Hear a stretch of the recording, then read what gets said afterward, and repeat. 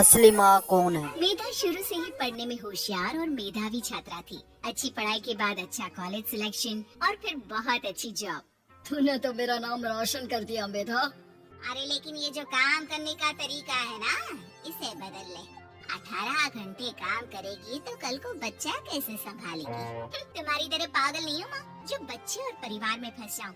मैं तो जिंदगी खुल कर जीऊंगी। सब कहने की बात होती है बेटा, अपने बच्चे का सुख हर कोई चाहता है। वक्त बीतता है और मेधा की शादी हो जाती है।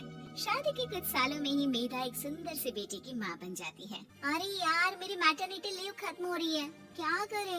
माँ भी नहीं आ सकती, कैसे मैनेज करूँ?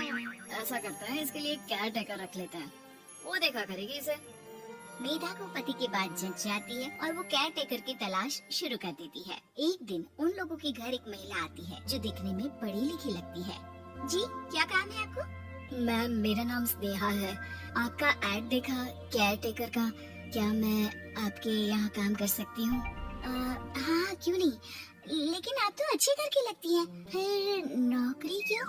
दरअसल मेरे ससुराल वालों ने मुझे घर से निकाल दिया क्योंकि मैं माँ नहीं बन सकती और माता पिता भी नहीं है इस दुनिया में। तो अरे अरे, कोई बात नहीं, तुम लक्ष्य को ही अपना बच्चा समझो और यहीं रहना, और किसी भी चीज की जरूरत हो ना तो बता देना। नेहा खुशी खुशी लक्ष्य को संभालने लगती है। रात को जब मेधा घर पर आती है, अरे क्या बात है स्नेहा, तुमने खाना नहीं खाया क्या? अरे दीदी, आपका बेटा टाइम दे तब ना। अरे तो जब वो सोता है तब खा लिया करो। तब तो मैं इसके पास ही बैठी रहती हूँ। कोई मच्छर या कीड़ा काट ले लक्ष्य को तो अब आप पकड़ो, मैं खाना खा लेती हूँ। स्नेहा वहाँ से चली जाती है। बहुत ही अच्छे से ख्याल रख रही है ये लक्ष्य का। मेधा, इतना तो शायद तुम भी ध्यान नहीं देती। मेधा को पति की बात बुरी तो लगती है, लेकिन कुछ नहीं कहती। धीरे धीरे स्नेहा मेधा और उसके पति के साथ बाहर भी जाने लगी। सुनो, स्नेहा को भी बाजार ले चलते हैं। वो क्या है ना, लक्ष्य को देख लेगी जब तक मैं शॉपिंग कर लूंगी। हाँ चलो, वैसे मैं चाह रहा था कि लक्ष्य को लेकर हम दोनों ही चलते। क्या यार, तुम तो फ्री में इमोशनल हो जाते हो।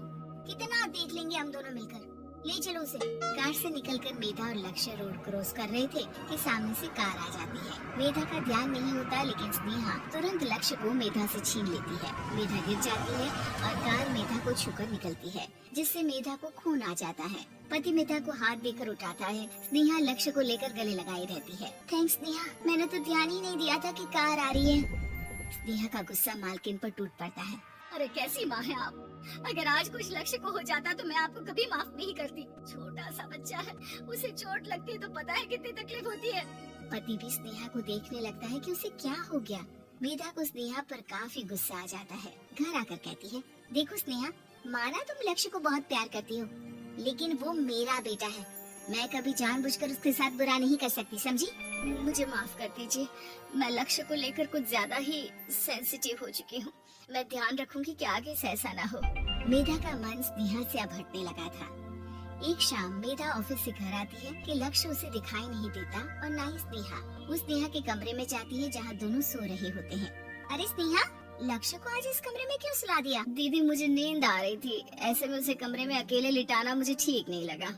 मेधा बच्चा उठाने लगती है कि स्नेहा टोक देती है। रहने दीजिए ना दीदी, सो रहा है, फालतू में नींद खराब हो जाएगी। मेधा को गुस्सा आ जाता है और वो बच्चा उठाकर वहाँ से चली जाती है। अगले दिन मेधा स्नेहा को बुलाती है, साथ में एक और लड़की खड़ी होती है। स्नेहा, अब तुम अपना कुछ और देख लो, हम लोगों को नई केयर टेकर मिल गई है, तुम इस हफ्ते घर छोड़ देना। स्नेहा का मन लक्ष्य को छोड़ने का नहीं करता, लेकिन नौकरी तो नौकरी होती है ना। स्नेहा घर से चली जाती है। धीरे धीरे महीने और साल बीतते जाते हैं और लक्ष्य एक नौजवान लड़का हो जाता है। लक्ष्य, आज मुझे मंदिर जाना है, ले चलोगे? ठीक है माँ, एक काम करके भी वापस आता हूँ, तब तक आप और पापा दोनों तैयार हो जाइए।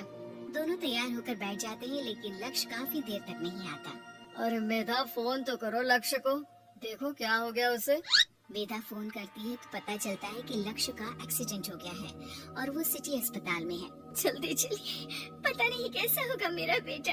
अरे चिंता ना करो, सब ठीक होगा, मैं भी कार निकालता हूँ। दोनों मियाँ बीवी अस्पताल पहुँचते हैं, जहाँ वो लोग देखते हैं कि लक्ष्य बिस्तर पर पड़ा होता है। एक महिला इन्हें यहाँ लेकर आई है, वो वहाँ बैठी है, लेकिन फिलहाल तो आप लोगों को इनके लिए किडनी का प्रबंध करना होगा। एक्सीडेंट में इसकी किडनी डैमेज हो गई है। मेरे ले लीजिए डॉक्टर साहब, मेरे बेटे को बचा लीजिए। नहीं नहीं, आप माँ हैं, आपकी नहीं ले सकते, पिता की भी नहीं। आप किसी रिलेटिव या दोस्त से पता कर लें और हाँ थोड़ा जल्दी करें क्योंकि देर होने से मामला बिगड़ सकता है। मेधा बैठकर रोने लगती है कि वहाँ डॉक्टर आ जाते हैं। जिस औरत ने आपके बेटे को यहाँ भर्ती कराया था वो अपनी किडनी आपके बेटे को देना चाहती है। कौन है वो? कहाँ है वो? तभी वहाँ स्नेहा आ जाती है। स्नेहा तुम? मैं लक्ष्य को पहचान नहीं पाई थी, लेकिन आप लोगों को देखकर समझ गई कि ये लक्ष्य है, इसलिए वापस आ गई। मैं अपनी किडनी आपके बेटे को देना चाहती हूँ। मेरी अपनी तो कोई औलाद नहीं, लेकिन लक्ष्य में मैंने हमेशा अपना बच्चा देखा। तुम धन्य हो स्नेहा, जो इतने साल में भी लक्ष्य को भूल नहीं पाई। सही मामले में तो वो तुम्हारा ही बच्चा होगा, क्योंकि जन्म भले ही मैंने दिया हो, लेकिन आज तुम उसकी जिंदगी बचा रही हो।